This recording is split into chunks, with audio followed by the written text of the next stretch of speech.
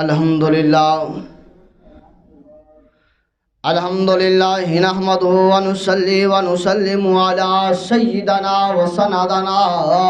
ومولانا وملجانا ومأوانا نبینا محمد صلی اللہ علیہ وسلم ورسولہ النبی الکریم الامین المکین الحنین الرؤوف الرحیم اما بعد فاعوذ باللہ من الشیطان الرجیم بسم اللہ الرحمن الرحیم الا ان اولیاء اللہ لا خوف علیہم ولا هم يحزنون صدق اللہ العظیم وصدق رسولہ النبی الکریم الامین سن فریاد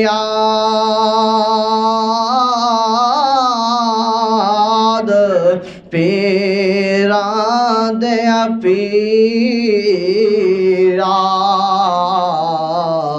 تے میری عرض سنے کن دھر کے ہو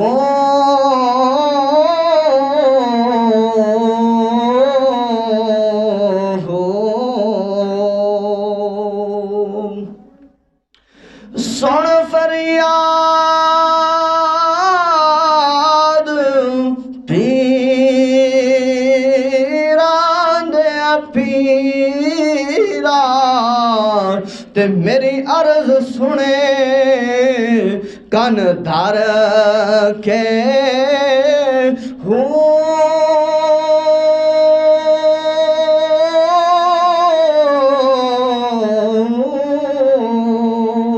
تے بیڑا میرا اڑیا وچ کھپران دے تے جتھے مچھ نہ بیندے ڈر کے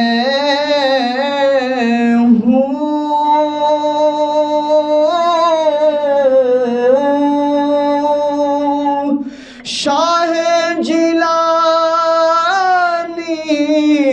محبوب سبحانی میری خبر لے آؤ جھٹ کر کے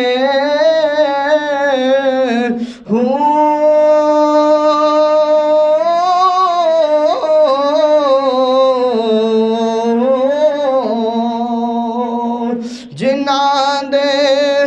مرشد کامل باہو جنہاں دے مرشد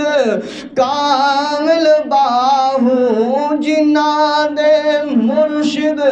کامل باہو او کنڈی لگ دے تر کے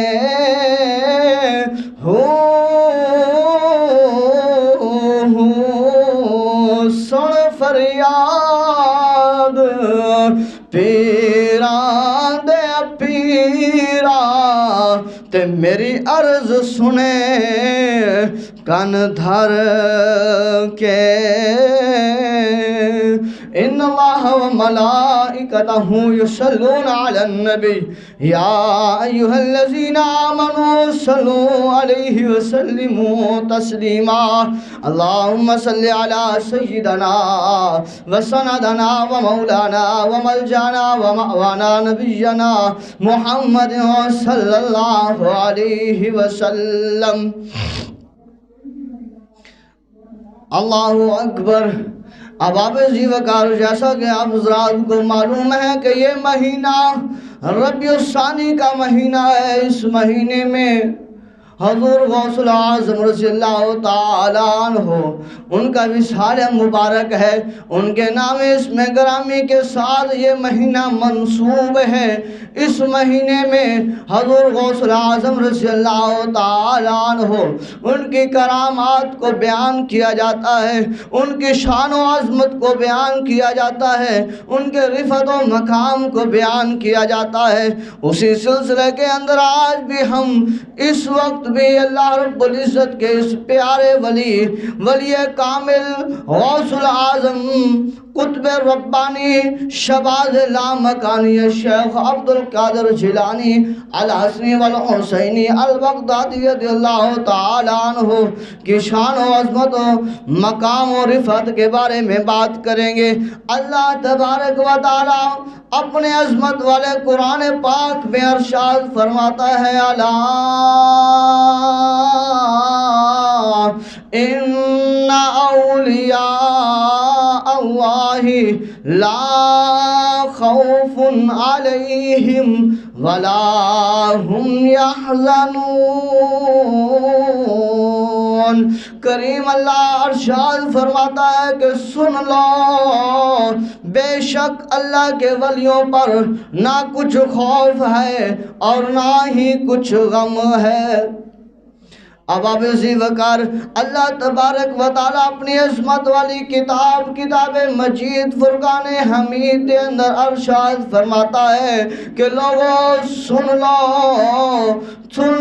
جو میرے ولی ہیں، جو میرے پیارے ہیں، جو میرے برگزیدہ ہیں، جو میرے خاص بندے ہیں، اللہ فرماتا ہے ان پر نہ کچھ خوف ہے اور نہ ہی ان پر کچھ غم ہے۔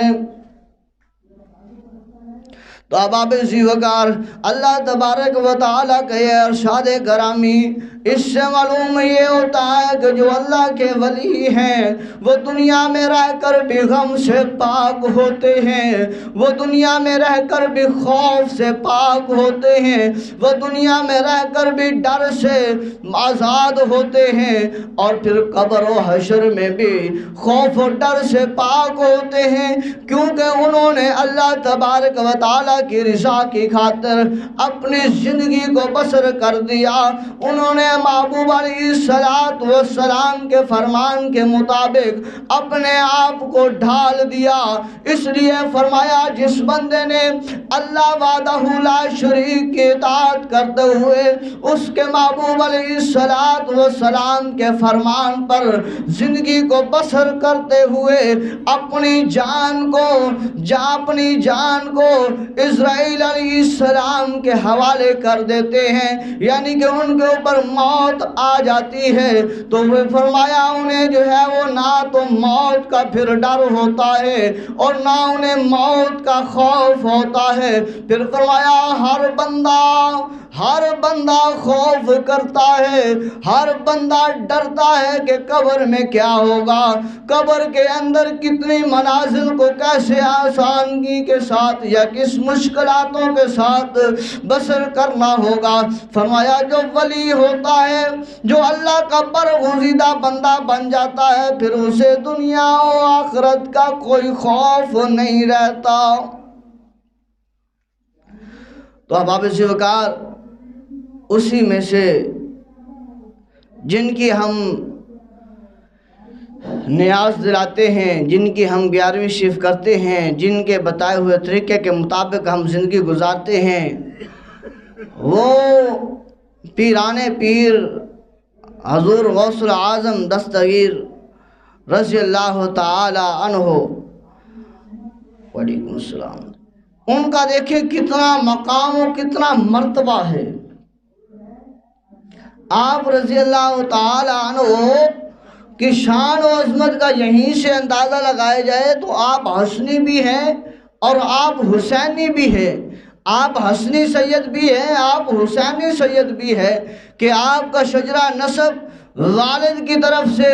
حضرت حسن علیہ السلام کے ساتھ جا کر ملتا ہے، اور والدہ ماجدہ کا سلسلہ نسب سے جو ہے وہ آپ کا سلسلہ حضرت امام علی مقام امام علی حسین رضی اللہ تعالی عنہ ان کے ساتھ جا کر ملتا ہے۔ تو پھر جن کا شجرہ نسب اتنی پاک ہستیوں کے ساتھ ملے اور پھر وہ خود کتنے مرتبے اور مقام والے ہوں گے۔ اب آپ اسی وقار حضرت غوث العظم رضی اللہ تعالی عنہ آپ اتنا پاکیزہ اور اتنے پیارے اور اتنے جو ہے وہ معطر و مطہر ولی ہیں کہ جنہوں نے ساری زندگی جو ہے وہ شریعت مطہرہ پر گزار دی۔ آپ پیدا ہوتے ہیں تو شریعت کے مطابق جو ہے وہ آپ دن کو روزے میں رہتے ہیں، کیونکہ رمضان المبارک میں پیدا ہوتے ہیں تو دن کو اپنی والدہ ماجدہ کا دودھ بھی نہیں پیتے، یہ آپ کی کرامت ہے۔ اور بڑے ہوتے ہیں، ابھی کچھ ہی جو ہے وہ بڑے ہوئے ہیں تو آپ کے جو ہے وہ سمجھایا جاتا ہے، بتایا جاتا ہے کہ بیٹا جھوٹ نہیں بولنا، ماں نصیحت کرتی ہے جھوٹ نہیں بولنا، تو جب ڈاکو آتے ہیں تو آپ انہیں جو ہے وہ 40 درہم نکال کر دے دیتے ہیں، کہتے ہیں میری والدہ نے کہا تھا کہ جھوٹ نہیں بولنا، میرے پاس یہ دینار ہیں، اور وہ بھی آپ کے قدموں پر جو ہے اس وقت ایمان لے کے آتے ہیں۔ تو یعنی کہ جب آپ جو ہے وہ پیدا ہوئے تو تب بھی آپ اللہ کے ولی تھے،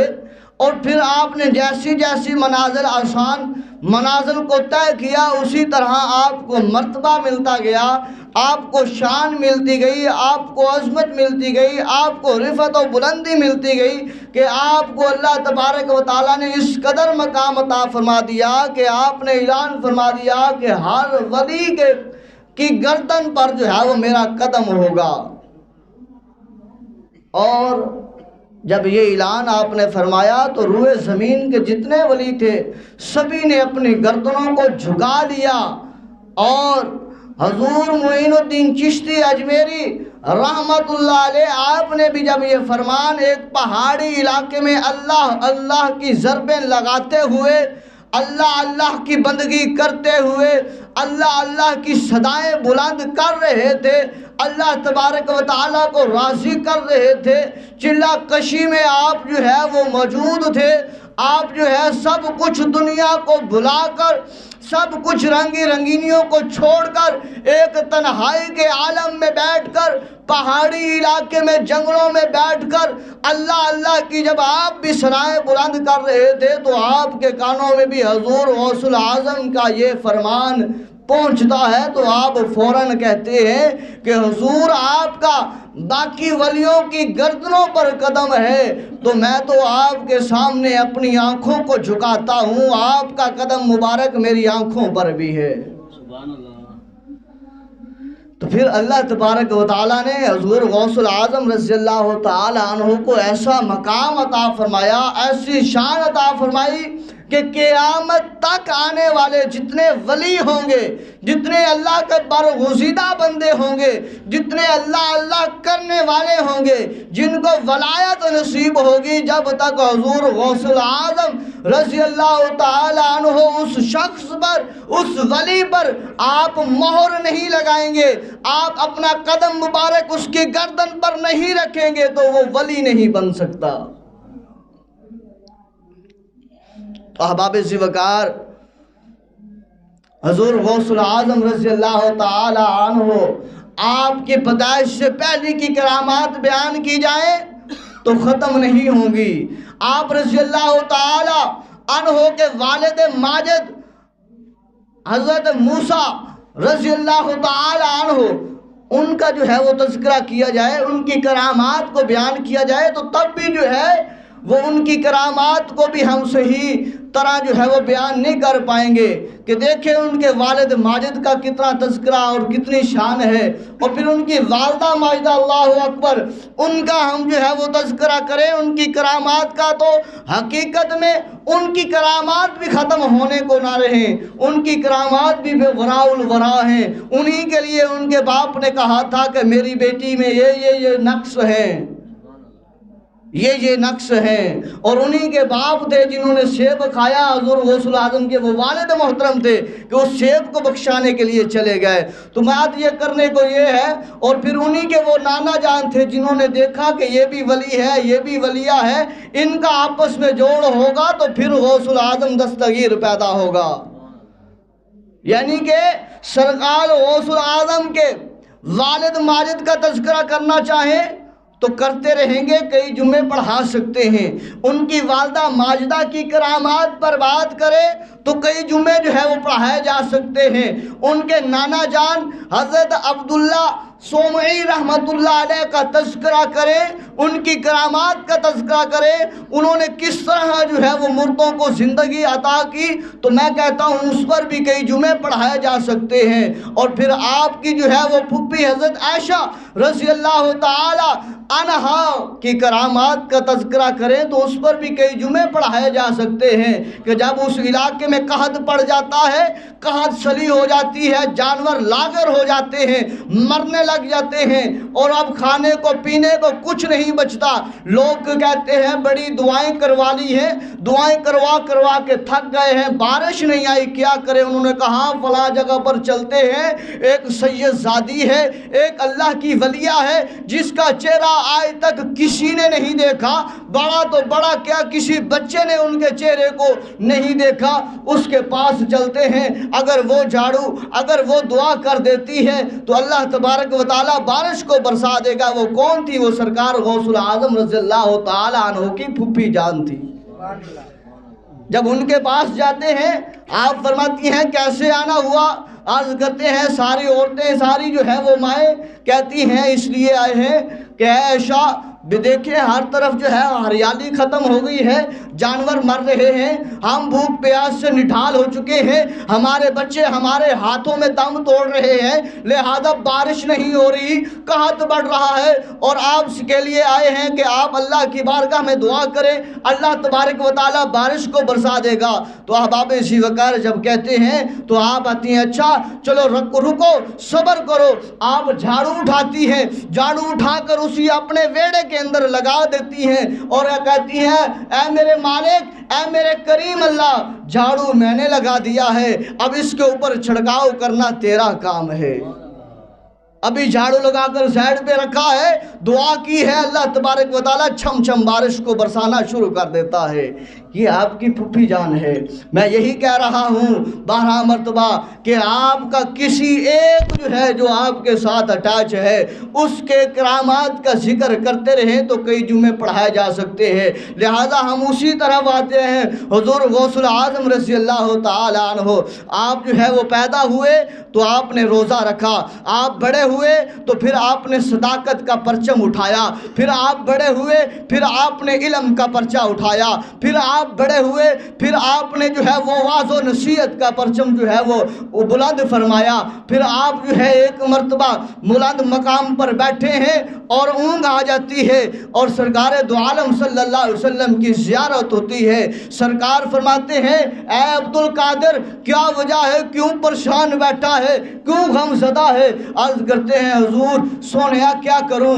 परेशान हूं। ये लोग कहते हैं वाज़ कर, लोग कहते हैं हमें नसीहत कर, लोग कहते हैं हमें बयान करके सुना, लोग कहते हैं हमें दीन हक की पहचान बता। मैं क्या करूं, मेरे पास इतनी फसाहत व बलागत नहीं है, मैं अजमी हूं, ये अरबी हैं, इनके साथ मैं किस लहजे में बात करूं? मैं एक हूं, ये लाखों का मजमा है, यहाँ पर कोई और सहूलत नहीं है। मैं कैसे आखिर तक अपना पैगाम, अपने दीन का पैगाम, नाना जान आपका हक जो है वो मैं बयान करूं, कैसे करूं? तो सरकार फरमाते हैं ऐ अब्दुल कादिर घबराने की बात नहीं है, परेशान होने की बात नहीं है। या रसूल अल्लाह सल्लल्लाहु अलैहि वसल्लम क्या करूं? सरकार फरमाते हैं अपना मुंह खोल। तो सरकार अलैहिस्सलातु वस्सलाम के कहने पर हुजूर गौसुल आज़म रज़ी अल्लाह ताला अन्हु फरमाते हैं मैं अपना मुंह खोलता हूं तो सरकार लुआब दहन मुबारक अपने मुंह से निकालते हैं और मेरे मुंह में रख देते हैं,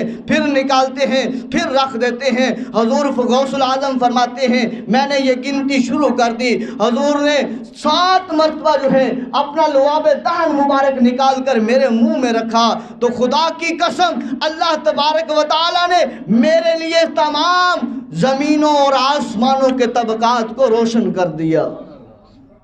आप फरमाते हैं फिर अभी सरकार दो आलम सल्लल्लाहु अलैहि वसल्लम तशरीफ़ फरमाते कि इतनी देर में हुजूर अली करमुल्लाहुल वजहुल करीम आप तशरीफ़ लेते हैं। आप फरमाते हैं ऐ अब्दुल कादिर परेशान होने की बात नहीं है, तुझे सरकार ने ड्यूटी दी है, तुझे सरकार ने जो है इस इल्म के लिए, इस ज़ोहदो तका के लिए सरकार ने चुना है, परेशान नहीं होना। बाकी जो मामलात हैं वो तेरे मैं तय कर देता हूँ। हुजूर آپ کیا کرنا چاہتے ہیں؟ آپ نے بھی فرمایا اے عبد القادر اپنے منہ کو کھولو۔ حضور غوث الاعظم فرماتے ہیں میں نے منہ کو کھولا، حضرت علی کرم اللہ الوجہ الکریم نے بھی اپنا لوام دہن مبارک میرے منہ میں رکھا، پھر رکھا، میں نے گنتی شروع کر دی۔ حضرت علی کرم اللہ الوجہ الکریم نے، حضرت حسن حسین کے بابا جان نے، حضرت فاطمہ الزہرا سلام اللہ کے سرتاج نے اور ولایت کے شہنشاہ نے 6 مرتبہ لعاب دہن مبارک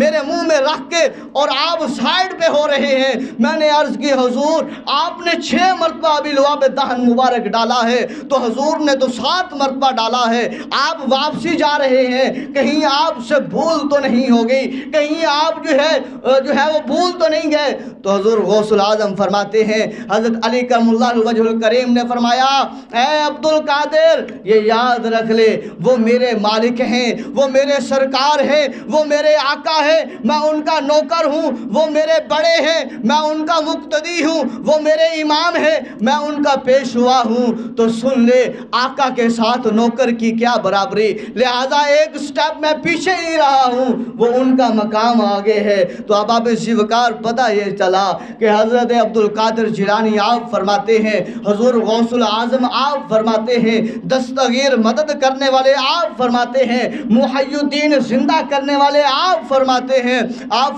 لوگوں میں اپنے لیے جو ہے وہ سب کچھ مجھے نہیں ملا، بلکہ اللہ کے محبوب نے، اور اللہ کے محبوب حضرت علی کرم اللہ الوجہ الکریم نے جو دیا ہے وہ غم گساروں کے لیے دیا ہے، دکھ درد کے ماروں کے لیے دیا ہے، اور میں نے یہ ولایت کا چشمہ جو ہے وہ سبھی کو دینا ہے، یہ فیضان جو ہے وہ میں نے سبھی تک پہنچانا ہے۔ تو پھر کیا ہوا؟ آپ چلتے ہوئے بازار جاتے ہیں، آپ کے ساتھ ایک اور آپ کا غلام، آپ سے پڑھنے والا، آپ سے علم حاصل کرنے والا ساتھ ہے، آپ رفتہ رفتہ جا رہے ہیں، کوئی عام ولی نہیں ہے، یہ جو جس ولی کی میں بات کر رہا ہوں کوئی عام ایسا نہیں ہے جو گلی محلے میں کھڑا ہو کر اپنا اعلان اپنی ولایت کا خود کر دے، ایسا ولی نہیں ہے۔ جو نمازیں نہ پڑھے اور کہہ دے کہ میں ولی ہوں، یہ ایسا ولی نہیں ہے۔ جو سنت رسول صلی اللہ علیہ وسلم کا تارک ہو اور کہے کہ میں ولی ہوں، یہ وہ ولی نہیں ہے۔ یہ ولی وہ ولی ہے جو ماں کے پیٹ سے بھی آیا تو اللہ کا ولی بن کے آیا ہے۔ اور پھر جس کو ولایت ایسے نہیں ملی بلکہ ولایت دینے والا بھی اللہ کا محبوب ہے، اور اللہ کے محبوب کا محبوب علی کرم اللہ وجہ الکریم ہے۔ اور پھر آپ کی بات ایسے نہیں ہے، آپ حسنی بھی ہیں اور حسینی بھی ہیں، آپ کا شجرہ نسب حضرت حسن سے بھی جا کے ملتا ہے، اور آپ کا شجرہ نسب جو ہے وہ آپ کی والدہ ماجدہ کے ذریعے جو ہے وہ حضرت حسین سے بھی جا کے ملتا ہے۔ اور پھر آپ ایسے ولی نہیں ہیں، آج جو ہے ہمارے بزرگ یا ہم خود جو ہے اس میں شامل ہیں، ہم نماز نہیں پڑھتے پر بہر کہتے ہیں ہمارا بیٹا اللہ کا ولی ہو، ہم نماز نہیں پڑھتے ہم کہتے ہیں ہمارا بیٹا جو ہے وہ برگزیدہ ہو، ہم خود نماز نہیں پڑھتے، ہم خود اچھا کام نہیں کرتے، چوری کا کام کر کے اسے بیٹے کو کھلاتے ہیں، بیوی بچوں کو کھلاتے ہیں، اور پھر ہم کہتے ہیں ہمارا بیٹا جو ہے وہ فرما بردار ہو۔ ہم جو ہے یہ سارے معاملات کرنے کے باوجود ہم اپنی والدہ کو جھڑکتے ہیں اپنی بیوی کے سامنے، اپنے باپ کو گالیاں دیتے ہیں اپنی بیوی اور اپنے بچوں کے سامنے، پھر ہم کہتے ہیں ہمارا بیٹا ہمارا فرما بردار ہو، ہمارا بیٹا جو ہے بڑا نیک ہو، ہمارا بیٹا جو ہے وہ بڑا پارسا ہو۔ ایسے نہیں ہوگا۔ یہ بیٹا، یہ اولاد، یہ جو ہے یہ بیج جو ہے جو بویا جائے گا، جب تک اس کی پرورش اچھی نہیں کی جائے گی، جب تک کہ اس کے خون کی حفاظت نہیں کی جائے گی، وہ خون اس طرح نہیں بنے گا۔ وہ خون تب جا کر ایسے بنے گا اگر سیب کھا لیا ہے تو اس کو بخشوانے کے لیے اپنی زندگی کو وقف کر دیا جائے گا۔ جب بیٹا جو ہے تب ایسا ولی بنے گا جب ماں جو ہے وہ کسی غیر محرم کو ساری زندگی نہ دیکھے۔ بیٹا تب اللہ کا ولی بنے گا جب اس کی ماں جو ہے اپنے ہاتھ کو کسی غیر محرم کے ہاتھ میں نہ دے۔ بیٹا تب جا کے اللہ کا ولی بنے گا جب وہ ماں،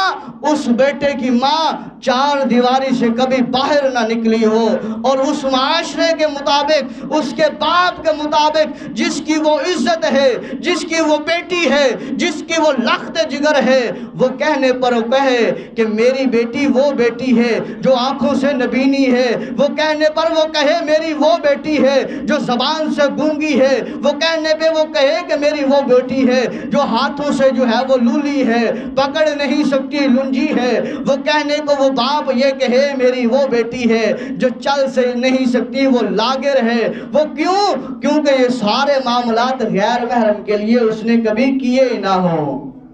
تو پھر جا کر جو ہے حضور غوث العظم دستگیر بنتے ہیں۔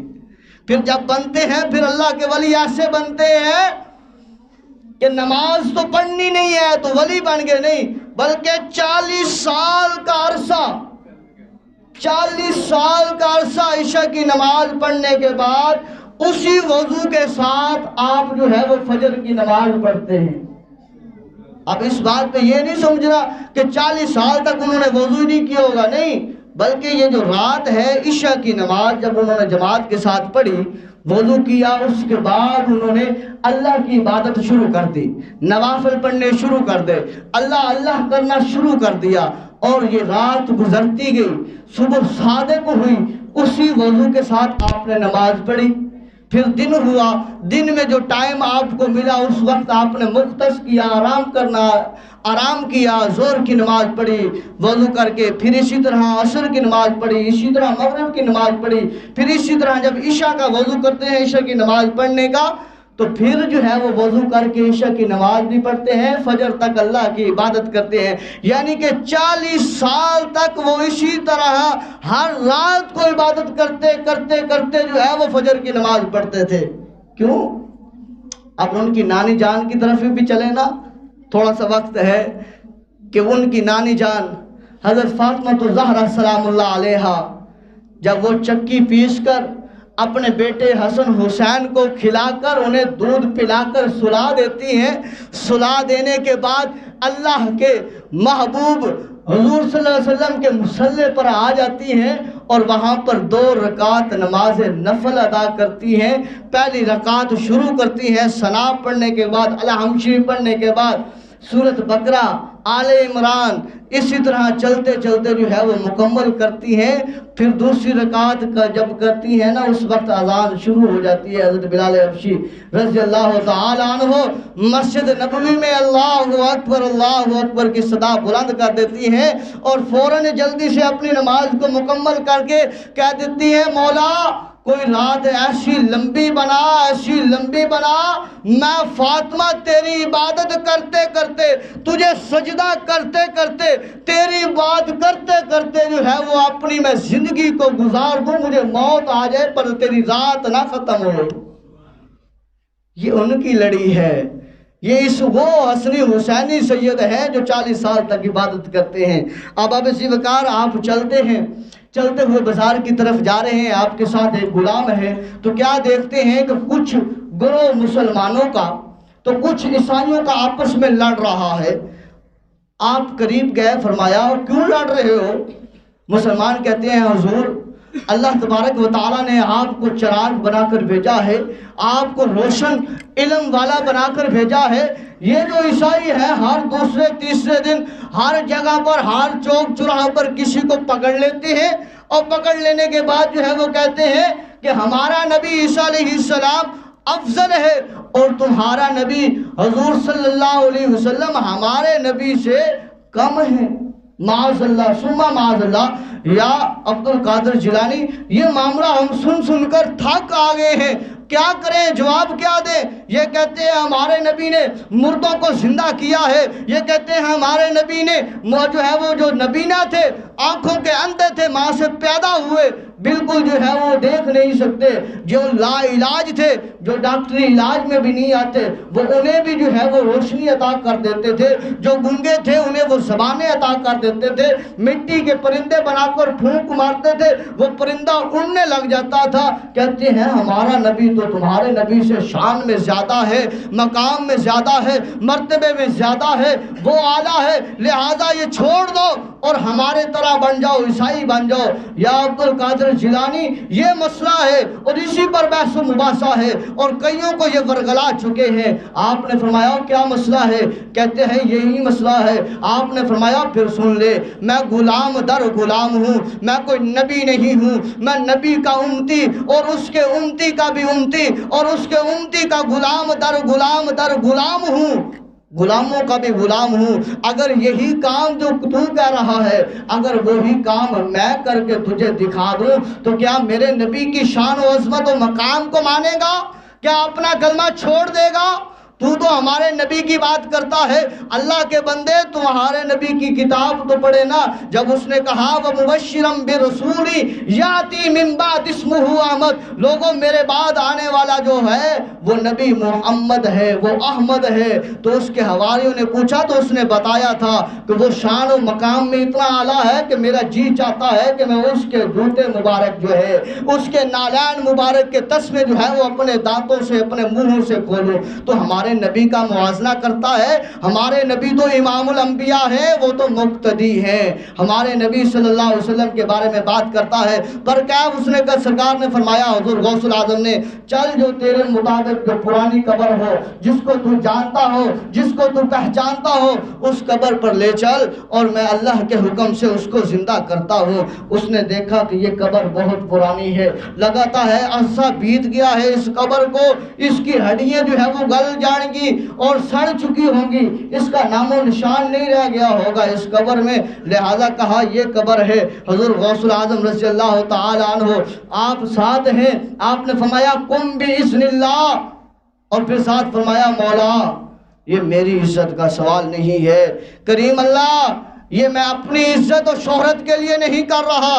رحیم اللہ یہ میں اپنے لیے اپنا چرچا کرنے کے لیے نہیں کر رہا، مولا تیرے محبوب کی عزت کا سوال ہے، تیرے محبوب کی عزت پر انہوں نے آنچ جو ہے وہ ڈالی ہے، انہوں نے انگلی اٹھائی ہے، مولا محبوب کی عزت رکھنا، محبوب کی لاج رکھنا۔ تو حضور غوث العظم نے فرمایا قم باذن اللہ، اے مردے اٹھ اللہ کے حکم سے۔ تو وہ مردہ جو ہے وہ اندر سے اٹھ پڑا۔ حضور غوث العظم نے فرمایا میں تو یہ بھی بتا دوں یہ کرتا کیا تھا، یہ دنیا میں کیا کام کرتا تھا، یہ تو دنیا میں جو ہے یہ گویا تھا، یہ گانے باجے بجایا کرتا تھا، لہٰذا جب وہ کھڑا ہوا تو پھر وہ اسی طرح حضور غوث العظم رضی اللہ تعالی عنہ کا نام اسم گرامی جو ہے وہ لیتا ہوا کھڑا ہوا، تو لوگ بھاگنے لگے۔ تو آپ نے فرمایا یہ ڈرنے کی بات نہیں ہے، یہ قیامت نہیں ہے، بلکہ سرکار کے امتی کی کرامت ہے۔ تو سارے جتنے وہاں پر پکے مسلمان تھے ان کا تو ایمان اور بڑھ گیا، جو کچے تھے یعنی کہ شک و شبہات والے جو ہے وہ نارمل ذہن والے، نارمل طبیعت والے کہ یہ کیا کہتا ہے، کبھی ادھر پھسل گئے کبھی ادھر پھسل گئے، کبھی سوچا پتہ نہیں ہماری نماز ہو رہی ہے کہ نہیں ہو رہی، کبھی دیکھا کہ پتہ نہیں کیا ہوگا، جب قبر آئے گی تو سارا کچھ ہو جائے گا، جب حشر کا مقام آئے گا تو دیکھا جائے گا۔ یہ کچے ایمان والے ہیں، جو پکے ایمان والے نا، پختہ ایمان والے، وہ اس بات پر جو ہے وہ کوئی دوسری شک و شبہات والی بات نہیں کرتے، وہ کہتے ہیں یہ اٹل فیصلہ ہے، یہ دنیا میں آنا بھی اٹل ہے اور یہاں سے جانا بھی اٹل ہے اور قبر و حشر بھی اٹل ہے۔ جس مالک لم یزل نے ماں کے پیٹ سے باہر ہمیں نکال لیا ہے، وہی ہمیں دوبارہ زندہ کر کے قیامت کے دن حساب و کتاب کے لیے بھی کھڑا کرے گا اور ضرور کرے گا۔ وہ پھر بندہ جو ہے وہ ادھر ادھر کی بات نہیں کرتا۔ تو اباب ذی وقار حضور غوث العظم رضی اللہ تعالی عنہ کی شان و کرامت جو ہے بے انتہا ہے۔ آخری بات ان کی کرتا چلوں کہ آپ رضی اللہ تعالی عنہ کے دور میں ایک شخص جو ہے شیخ حماد رضی اللہ تعالی عنہ کے پاس جاتے ہیں اور جا کر عرض کرتے ہیں حضور میں اپنے بیوی بچوں کے لیے جو ہے وہ رزق کمانے کے لیے تجارت کی غرض سے فلاں شہر میں عرب میں جانا چاہتا ہوں، کیا میرے لیے یہ سفر کرنا ٹھیک ہے؟ تو آپ نے فرمایا شیخ حماد رضی اللہ تعالیٰ عنہ بڑے برگزیدہ اللہ کے بندے تھے، اللہ کے ولی تھے، اللہ کرنے والے تھے، اور اللہ کا جو ولی ہوتا ہے، یہ میں بات کرتا چلو، جو اللہ کا ولی ہوتا ہے اللہ تبارک و تعالیٰ اسے بہت کچھ عطا فرماتا ہے۔ جیسے اللہ فرماتا ہے جو میرا ولی بن جاتا ہے، میرا برگزیدہ بن جاتا ہے، میں اس کی آنکھ بن جاتا ہوں، اس کے ہاتھ بن جاتا ہوں، اس کے کان بن جاتا ہوں، اس کی زبان بن جاتا ہوں، اس کے پاؤں بن جاتا ہوں. یعنی کہ وہ پھر دیکھتا جو ہے وہ ہمارے جیسا نہیں دیکھتا، وہ پھر دیوار کے پیچھے کا بھی دیکھ لیتا ہے، جو دل کے اندر راز ہوتا ہے وہ بھی دیکھ لیتا ہے. وہ پھر جو لوح محفوظ پر جو تقدیر کا لکھا ہوتا ہے وہ بندہ، وہ اللہ کا ولی وہ بھی پڑھ لیتا ہے، کیونکہ اس کی آنکھ ہماری آنکھ نہیں ہوتی، کیونکہ اللہ فرماتا ہے اس کی آنکھ وہ میری آنکھ بن جاتی ہے. وہ جو بولتا ہے پھر ہمارے طرح نہیں بولتا، وہ پھر بولتا ہے تو لاکھوں کا آگے مجمع ہے، کوئی میک نہیں ہے، کوئی کچھ نہیں ہے، وہ بولتا ہے تو جتنی آواز پہلا سن رہا ہے اتنی ہی آواز وہ لاکھوں کا آخری بندہ جو بیٹھا ہے اتنی آواز وہ سن رہا ہے، کیونکہ وہ جو بول رہا ہے وہ پھر اپنا نہیں بول رہا. اللہ فرماتا ہے اس کی زبان پھر میں بن جاتا ہوں. وہ پھر سنتا ہے، وہ پھر کیڑی کی آواز بھی سن لیتا ہے تو وہ بیل میں کیا کہہ رہی ہے. جیسے حضرت سلیمان علیہ السلام کے لیے کیڑی جو ہے وہ باغی، حضرت سلیمان علیہ السلام نے سنا اور پھر اسے اٹھا لیا. تو اب آپ اسی وقار برکیف آپ نے فرمایا کہ بیٹا یہ تیرے لیے سفر مناسب نہیں ہے، اگر اس سال تو سفر کرے گا تو راستے میں جو ہے وہ قتل کر دیا جائے گا، تو مار دیا جائے گا، لہذا اس مرتبہ جو ہے وہ سفر کو منقطع کر دے، اس سفر پر تیرا جانا ٹھیک نہیں ہے. آپ وہاں سے اٹھے، اس نے کہا چلو حضور غوث الاعظم رضی اللہ تعالیٰ عنہ کی بارگاہ میں جاتے ہیں، وہ بھی اللہ کے ولی ہیں، ان سے دعا کروا لیتے ہیں. وہی شخص اس جگہ سے اٹھا اور آپ کے پاس آ جاتا ہے، حضور دعا کریں، میں سفر کے لیے جا رہا ہوں، چھوٹے چھوٹے بچے ہیں، ان کے جو ہے وہ کھانے پینے کے لیے جو ہے وہ کچھ اشیاء لے کر جا رہا ہوں، وہ بیچ کر جو ہے وہ ان کے لیے اور اچھا سامان لے کر آؤں گا. تو آپ نے دعا فرمائی، آپ نے فرمایا جا بیٹا اللہ تبارک و تعالیٰ خیر فرما دے گا. ایک جگہ پہ حکم ہوا کہ بیٹا یہ تیرے لیے جانا ٹھیک نہیں ہے، قتل کر دیا جائے گا. دوسری جگہ پہ فرمایا چلو جا بیٹا چلا جا، اللہ خیر فرمائے گا. سفر کے لیے چلے جاتے ہیں، سامان لیا، سامان جو ہے وہ بیچا، بیچ کر جو ہے وہ 1000 درہم جو ہے وہ ساتھ لیے، لے کر واپس آ رہے ہیں. راستے میں ایک قافلہ جو ہے وہ ٹھہرا آرام کرنے کے لیے، وہ اٹھا حمام میں چلا گیا، وہ دینار اپنے جو ہے وہ وہاں پر رکھے اور اپنا جو ہے وہ فریش ہوا. فریش ہونے کے بعد پھر جو ہے وہ سو گیا. جب اس کی آنکھ لگی نا، ظاہری آنکھ اس کی جب بند ہوئی، دل کی آنکھ کھلی، کیا دیکھتا ہے کہ قافلے کے اوپر جو ہے وہ حملہ ہو گیا ہے. قافلہ جو ہے وہ سارا کا سارا جتنے قافلے میں آنے والے تھے سب کو قتل کر دیا گیا ہے. اور جب میں ایک بچا ہوں، میری طرف جو ہے وہ لڑکا، وہ ڈاکو جو ہے وہ دوڑا ہے اور مجھے اس نے پکڑ کر جو ہے وہ میری گردن پر چھری یا کوئی چیز تیز وار جو ہے وہ اس نے کے ساتھ جو ہے وہ مجھے جو ہے وہ ختم کر دیا ہے. اس نے درد اپنا محسوس کیا اور اسی وقت جو ہے وہ ڈر کے اور خوف کی وجہ سے اٹھا، بیدار ہوا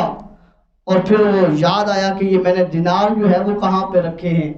وہاں پر گیا، جا کے دینار اٹھا کر واپس آتا ہے، کیا دیکھتا ہے وہ سارا قافلہ تو موجود ہے، کیونکہ اس نے جو کچھ دیکھا تھا وہ خواب میں دیکھا تھا. سارا معاملہ اس کے خواب میں ہوا. واپس آئے اور سیدھے جو ہے اللہ کے ولی شیخ حماد کے پاس آتے ہیں اور آ کر جو ہے وہ شکر گزاری کی دعا کرتے ہیں کہ اللہ تبارک و تعالیٰ نے مجھے خیر خیریت سے واپس بھیج دیا ہے. آپ فرماتے ہیں بیٹا میرے پاس آنے سے پہلے دوڑ کے جا حضور غوث الاعظم کی بارگاہ میں، جنہوں نے اللہ کی بارگاہ میں ایک مرتبہ نہیں 70 مرتبہ تیری زندگی کی دعا کی ہے کہ مولا اس کی تقدیر کو بدل دے، اے اللہ اس کی تقدیر میں جو لکھا ہوا ہے قتل ہونا وہ ختم کر دے، وہ بدل دے. تو جب 70ویں مرتبہ بار بار انہوں نے التجا کی ہے، بار بار جب انہوں نے دعا کی ہے، تو اللہ تبارک و تعالیٰ نے اپنے اس بندے حضور غوث الاعظم کی دعا کو قبول فرما لیا ہے اور تیری تقدیر کو مٹا کر تیرے جو ہے وہ خواب میں وہی سارا معاملات کر دیا ہے. دوڑتا ہے حضور غوث الاعظم کی بارگاہ میں. آپ فرماتے ہیں تجھے اس نے جو ہے راز سے پردہ اٹھا دیا ہے، لہذا تو آ گیا ہے، تو پھر جا اب سے جو ہے اللہ کا ولی بن جا، اللہ کا برگزیدہ بن جا. جا اللہ تبارک و تعالیٰ نے تجھے زندگی عطا فرما دی ہے، بے شک اس میں کوئی شک نہیں ہے. اللہ کی بارگاہ میں میں نے اتنی مرتبہ دعائیں کی ہے، تو لہٰذا اس سے پتہ یہ چلتا ہے جب دعا کروائی جائے یا دعا کا کہا جائے اپنے والدین سے، اپنی بچیوں سے، بیٹوں سے یا عالم دین سے یا بزرگوں سے، تو اس وقت اس دعا کی وجہ سے جو تقدیر میں لکھا ہوتا ہے وہ اللہ تبارک و تعالیٰ بدل دیتا ہے، وہ اللہ تبارک و تعالیٰ اس کو تبدیل فرما دیتا ہے۔ اللہ کی بارگاہ میں دعا کرتے ہیں مالک لم یزل ہم سب کو نبی رحمت صلی اللہ علیہ وسلم کے بتائے ہوئے طریقے کے مطابق زندگی بسر کرنے والا بنائے، اور جیسے ہم حضور غوث العظم رضی اللہ تعالی عنہ کی 11ویں شب مناتے ہیں نا، ایسے ہمیں ان کی تعلیمات پر بھی عمل پیرا ہونے والا بنائے۔ یہ نہ ہو کہ حضور غوث العظم رضی اللہ تعالی عنہ کے نام پر ہم لنگر تو کھا لیں، ان کے نام پر ہم سارے معاملات تو کر لیں، جب ان کے فتوے کی بات ہوئے، جب وہ فرمائیں جو کتاب میں لکھیں کہ جو بندہ بے نمازی ہو اس بے نمازی کا جنازہ نہ پڑھا جائے، جب ان کی بات یہ کریں انہوں نے فرمایا جو بے نمازی مر جائے تو ان کو جو ہے اس بے نمازی کو مسلمانوں کے قبرستان میں بھی نہ دفنایا جائے۔ تو پھر دیکھیں پھر اس پر بھی عمل کرنا چاہیے کہ بے نمازی نہ بنے، جب ان کا جو ہے وہ ماننے والے ہیں تو نمازی بن کے مریں۔ اللہ تبارک و تعالی ہم سب کو عمل کی توفیق عطا فرمائے۔